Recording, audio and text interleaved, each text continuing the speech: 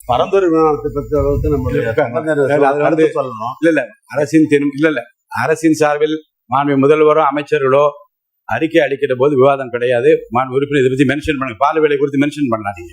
அது குறித்து ஒரு விளக்கம் ஒன்று சொல்ல வேண்டியதா இருக்குது. அப்புறம் சொல்லலாம். நீங்க குற்றச்சாட்டுல ஒரு விளக்கம் சொல்ல வேண்டியது. அந்த விளக்கத்தை நான் விதிப்படி படிச்சிடறேன் உங்களுக்கு.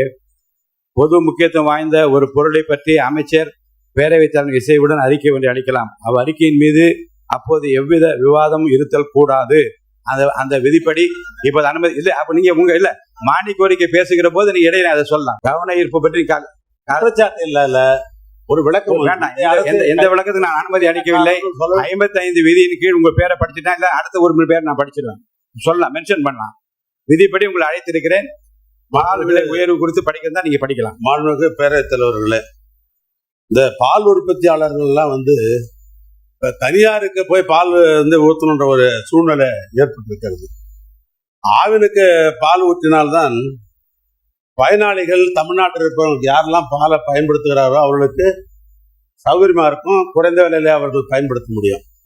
இன்னைக்கு தனியார்ல பாத்தீங்கன்னா கேரள அரசு மில்மான்றவங்க 45.27 ரூபாய்க்கு 1 லிட்டர் வாங்குறாங்க. அட்சன் ஆரோக்கியா என்பவர்கள் ஏறத்தாழ 42 ரூபாய்க்கு வாங்குறாங்க. இப்படி தனியார் பால் உற்பத்தியாளர்கள் இங்கே வாங்குகிற காரணத்தினால் ஆவினுக்கு பால் கொடுப்பது என்பது ஒரு கேள்விக்குறியாக ஆகிக்கொண்டிருக்கிறது. இன்னொன்று, இன்றைக்கு பால் உற்பத்தியாளருக்கு எடுத்தோம்னு சொன்னோம்னா அதுக்கு தீவன விலை, அந்த மாடுகளுக்கு வேண்டிய உணவு வகைகள்லாம் பார்க்கிறது, புல்லுலாம் பார்க்கிற பொழுது விலை அதிகமா இருக்கிற காரணத்தினால் அவனுக்கு கட்டுப்படியாகவில்லை. அவருடைய எதிர்பார்ப்பு என்பது 45 ரூபாய் கொடுத்தால் பரவாயில்லை, எப்படியாவது அதுதான் கட்டுப்படி ஆகுன்ற நிலை இருக்கிறது. அதனால் தமிழ்நாடு முழுவதும் எனக்கு தெரிந்த கிட்டத்தட்ட பார்த்தீங்கன்னா உங்களுக்கே தெரியும், ஒரு 10க்கும் மேற்பட்ட இருக்கிற பால் உற்பத்தியாளர் சங்கங்களே அங்கங்க போராட்டங்கள் இருந்த அடிப்படையில் செய்வதோடு மட்டுமல்ல 24ஆம் தேதியிலிருந்து நாங்கள் ஆவினுக்கு பாலை ஊற்ற மாட்டோம் என்ற நிலையிலே அங்கங்கு நடைபெறுகிறது. தொலைக்காட்சியில் பார்க்கிற பொழுது தாய்மார்கள் எல்லாம் பாலை கொண்டாந்து கொட்டிட்டு அந்த அதிருப்தியை வெளிப்படுத்திக் கொண்டிருக்கிறார்கள். எனவே அரசை பொறுத்தளவுக்கு அவங்க குறைந்தபட்சம் 45 ரூபாயிலிருந்து 46 ரூபாய் ஒரு லிட்டருக்கு எதிர்பார்க்கிறார்கள்.